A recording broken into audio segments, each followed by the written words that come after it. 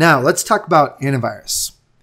What antivirus does is it checks for known bad and stops it. Okay, that's the purpose of antivirus. As an attacker, your goal is to get your code into memory without being identified as known bad. Okay, that's how we deal with antivirus. Antivirus has constraints to deal with. First, false positives are bad. If an antivirus product happens to identify a legitimate file, then they face the risk of actually disrupting or breaking the user's system. And that's really not very good for business.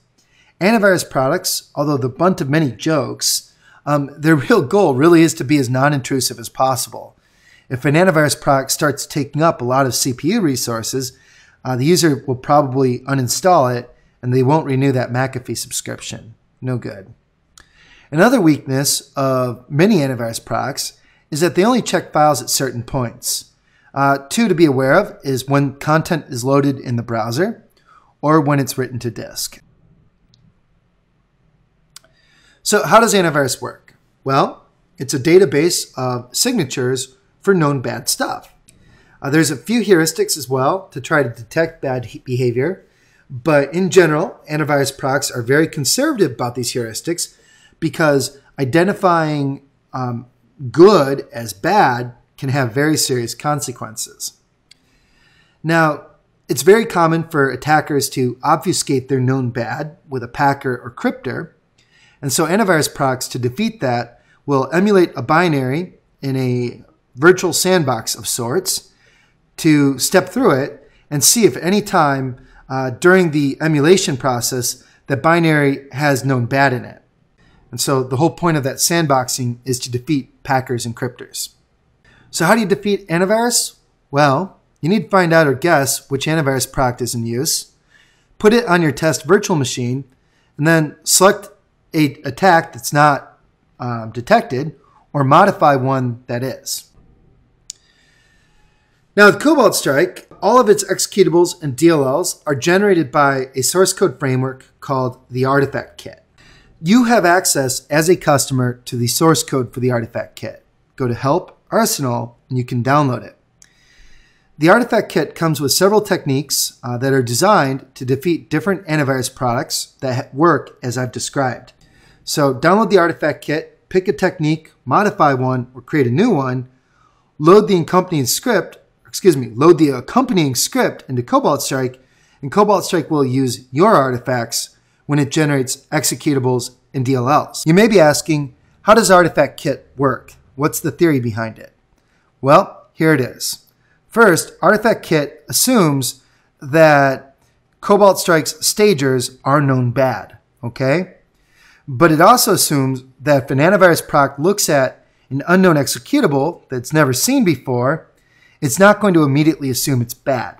So what we do is obfuscate our known bad and put it into an unknown executable. The next step is the unknown executable needs to take some sort of step to force the antivirus product to stop emulating the unknown executable.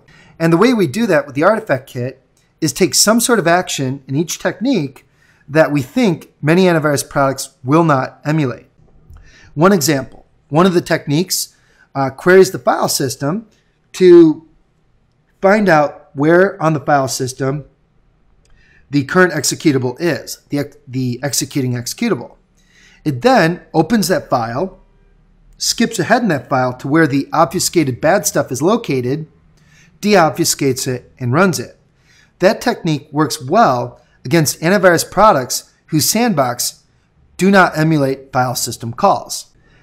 So there's several different techniques in there and just a little bit of creativity and you can come up with your own. No big surprise, here are the steps to use the Artifact Kit.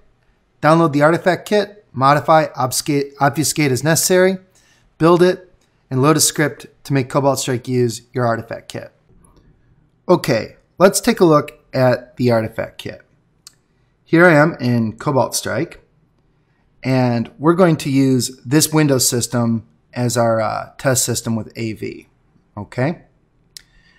Now, first things first, to get the Artifact Kit, you have to go to Help, Arsenal from a licensed copy of Cobalt Strike, okay? There you can download the source code to the artifact kit. I've extracted the artifact kit already, and here's what it looks like, okay? The source main folder is basically entry points for each of the different artifacts. Source common happens to be the implementation of the different bypass techniques, okay? There are 4 by default today. There's bypass peek, bypass pipe, bypass read file, and a third which is just a template, and that's bypass template.c. Here's what an artifact kit bypass technique looks like. Ideally, the code does something to get the antivirus engine to stop looking at the executable before it recovers the shellcode and spawns it. Okay. One I'm willing to show here would be bypass read file. That was the start of this whole thing. And I mentioned this one in the slides, but basically we find out where we are on the file system. We open ourselves up. We skip ahead to where the shellcode is embedded, read it in, and once it's read in, then we spawn it. And that's it. So that's an example of an artifact kit bypass technique. This one is not effective against many products today, but it wasn't too bad a few years ago.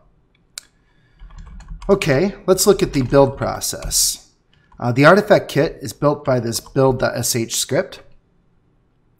And at the bottom here, you can see we're calling the build artifacts function for each of our different bypass techniques.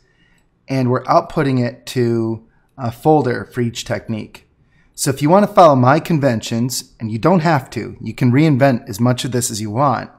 But if you want to follow my conventions, you can do so here. Now for artifact kit to work, each technique is has a script located with it. And that script is artifact.cna. Okay?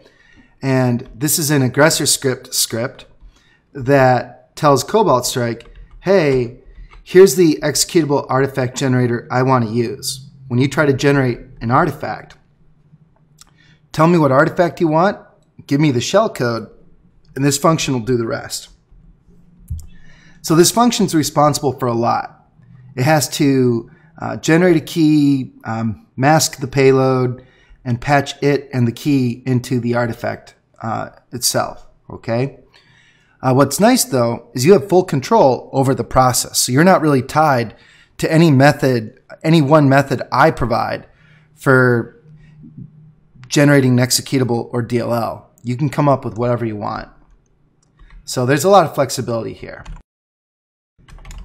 Now to build the artifact kit, just type build.sh and the build script will go into action doing its thing. Okay. And it's going to take a moment because we've got to build the 4 different techniques. And you can see we're on the read file technique right now as it goes. And what this is doing is it's building out all the different variants of artifacts that Cobalt Strike needs. Artifacts for the stageless beacon payload, artifacts to deliver payload stagers, 32-bit DLL, 64-bit DLL, the whole works. And it looks like we're just about done. So I think this is going to finish. There we go. And of course, when you build everything, the output is in the dist, as in distribution folders. Okay, let's take a look at the artifact kit in action. So Cobalt Strike, the licensed version, comes with an artifact kit that I consider pretty workable. I do time to time change it up, but the source code is always in the artifact kit. So let's go ahead and generate an executable for our beacon, our HTTP beacon. Okay.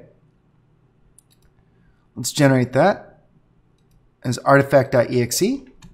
And let's go ahead and upload that to this target system. Okay.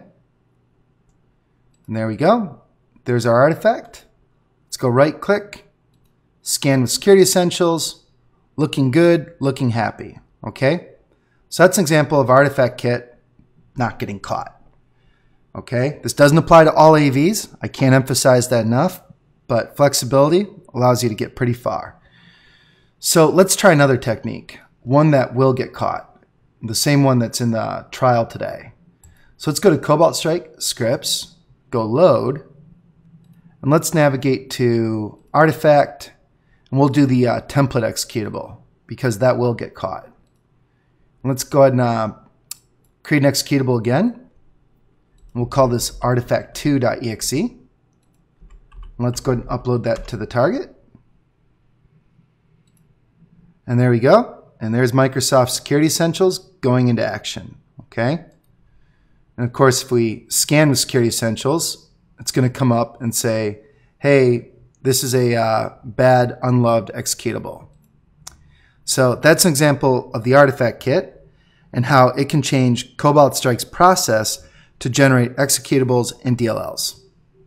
Another option to generate executables that get past antivirus is to use the Veil Evasion framework. Just go to Attacks, Packages, Payload Generator, choose a listener, select Veil as your output, and paste that output into Veil as custom shellcode.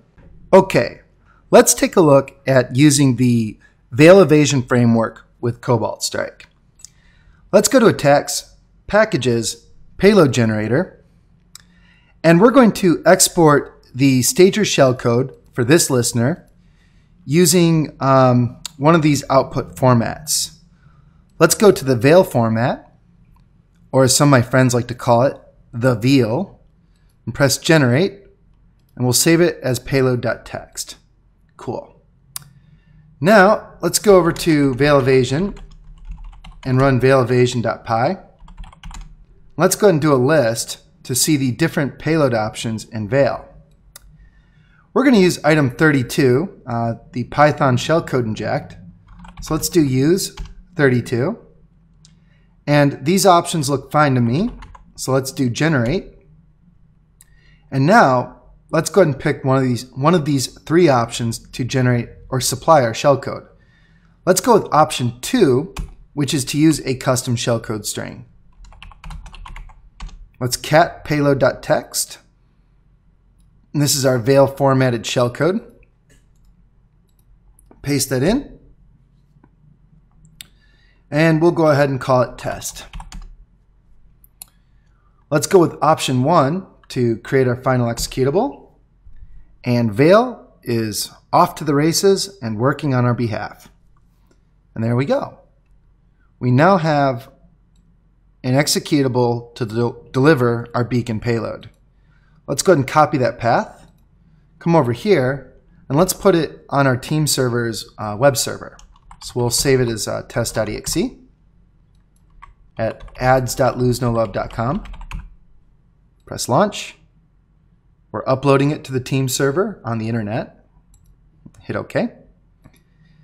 Now let's go ahead and download that executable. Let's go to ads.losenolove.com, test.exe, and let's go ahead and save it onto our target. And let's go to the containing folder and let's scan it with Security Essentials. And it's looking good, right? Let's double click it just to verify that indeed it does deliver our beacon for us, and you can see it does. So that's using the Veil Evasion framework with Cobalt Strike.